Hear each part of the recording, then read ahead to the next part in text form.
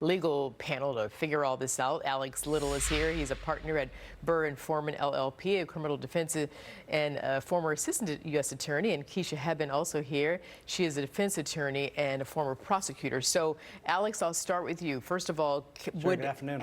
Hi, good afternoon to both of you. Would Prince Harry have to give up his royal title?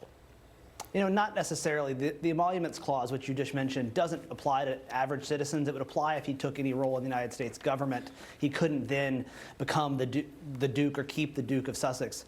But going the opposite direction, I mean, look, this is what the people who wrote the Constitution, the colonialists did. They left England and they broke from the monarchy. And so it's a very American story what's happening here with Meghan Markle and Prince Harry. And I think it's important also to note that, you know, the legal aspect aside, these folks are doing what is good for what they believe is for their young family, and you have to admire that. Okay, and that's true. And Keisha, so meanwhile, let's talk about Duchess Meghan. She could have become a dual citizen with the UK, but if they were to move back to the US, she certainly wouldn't lose her US citizenship, correct?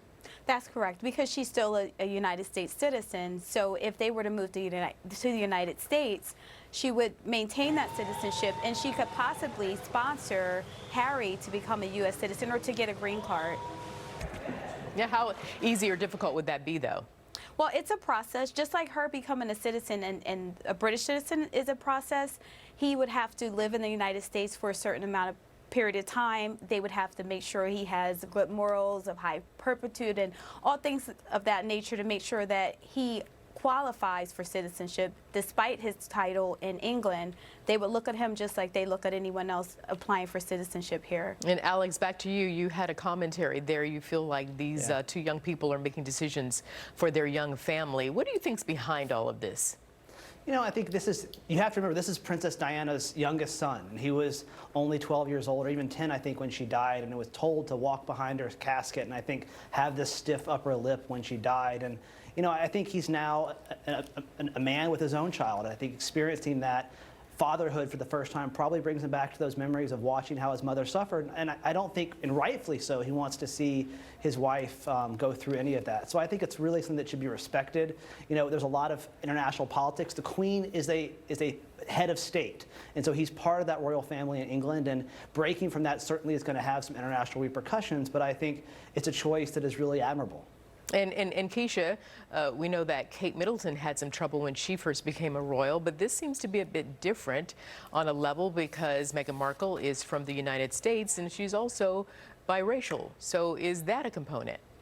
Well, I think it definitely is. And as my counterpart said, I admire the fact that they are pretty much doing what's best for them as a family and their child. And it's really much a matter of happiness and not caring about the title, and the fact that she is a United States citizen will make it easier. And I'm sure they've caught a lot of slack because of her being biracial, but I love the fact that they are standing together as one and doing what's best for their family. That's fantastic. Let's turn to Lori Loughlin and the college admissions scandal. Let me set it up here. Of course, you know, sure. Lori and her husband, they're accused of paying $500,000 in bribes to Rick Singer to get their two daughters into USC.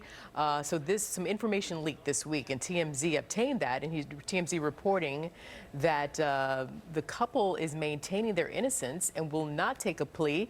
They claim they didn't bribe the athletic director because the check was made out to USC, and it's customary that big college donations lead to admission. So Lori and her husband, they say they did not commit bribery. They also say they never submitted those fake rowing photos of their daughters to USC to get them admitted as part of the crew team, but not submitting them and not taking those photos are two different things. Keisha, is this a good defense? Absolutely not. I feel that their defense is very weak. I feel that they know exactly why they donated this money. It doesn't matter whether the check was written to an individual or to the university itself. They knew that their daughters did not qualify for admission, and they did this with the intent to gain admittance for their daughter.